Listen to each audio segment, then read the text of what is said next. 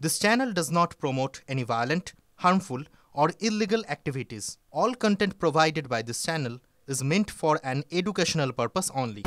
SIR প্রক্রিয়ার মধ্যে EVM সংক্রান্ত প্রযুক্তিগত প্রস্তুতি জেলা প্রশাসনের সঙ্গে বড় বৈঠক নির্বাচন কমিশনের। শ্রাবন্তী রয়েছেন আমাদের প্রতিনিধি আমাদের সঙ্গে। শ্রাবন্তী, এই বৈঠকে মূলত কোন কোন বিষয়ে আলোচনা হতে পারে? জেলা যেরকম ঘুরে দেখছেন জাতীয় নির্বাচন কমিশন, সেই একই রকম ভাবে আজকে বৈঠক রয়েছে। মূলত নিয়ারদের সঙ্গে বৈঠক রয়েছে, তার সঙ্গে মুখ্য নির্বাচনী আধিকারিক এবং জাতীয় নির্বাচন কমিশন কর্তারা রয়েছেন। কি কি সমস্যা হচ্ছে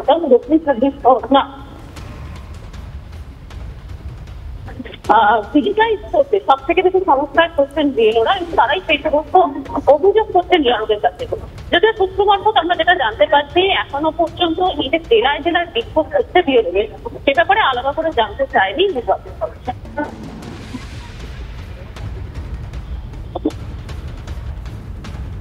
ধন্যবাদ শ্রাবন্তী।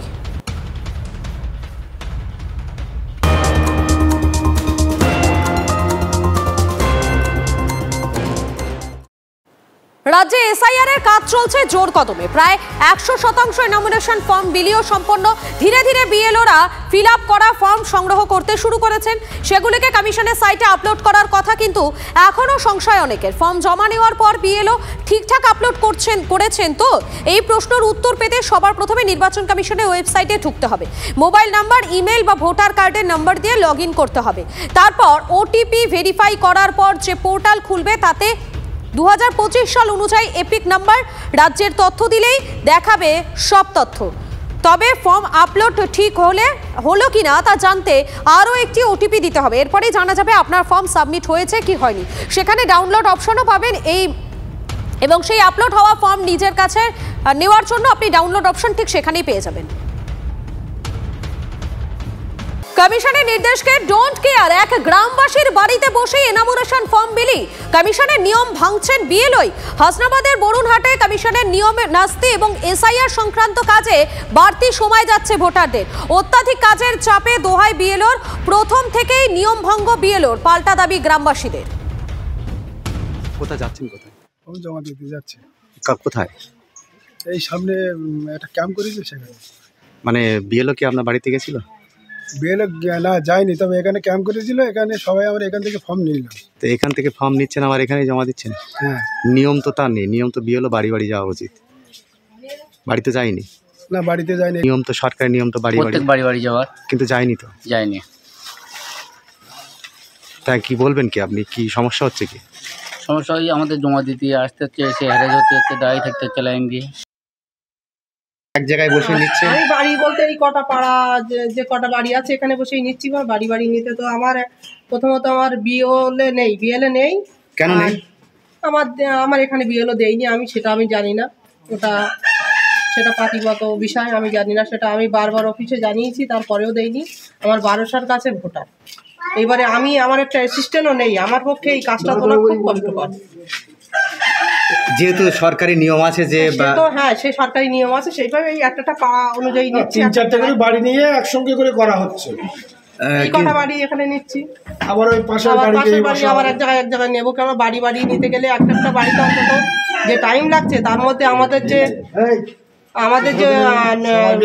হ্যাঁ যে ডাটা তুলতে হবে, সেটাও তো সম্ভব হচ্ছে না। বুঝতে পেরেছেন? ধূমপানে আসক্তি কিছুতেই ছাড়তে পারছেন না? তাহলে চলে যান মণিপাল হাসপাতালে। তারা এই চিকিৎসার জন্য নতুন ক্লিনিক খুলেছে। ফুসফুস সংক্রান্ত আরও উন্নত চিকিৎসার ব্যবস্থা করা হয়েছে। বুধবার বিশ্ব সিওপিডি দিবসে অনুষ্ঠানের আয়োজন করে মণিপাল হাসপাতাল। অনুষ্ঠানে হাজির ছিলেন মন্ত্রী সুজিত বসু, সাংসদ সায়নী ঘোষ, ঝুলন গোস্বামী, আলভিটো দিকুঞ্জা সহ বিশিষ্টজনেরা। অনুষ্ঠানে নতুন ক্লিনিক খোলার কথা ঘোষণা করেন হাসপাতাল কর্তৃপক্ষ। খুবই ভালো উদ্যোগ, একটা সুন্দর সকালে সিওপিডি নিয়ে একটা আলোচনা তাদের ছিল। তা আমি বলেছি মানুষ সুস্থ যদি থাকতে হয়, তাহলে মানুষকে প্রথমে নেশার যে স্মোকিংটা আমাদের একটু এড়াতে হবে।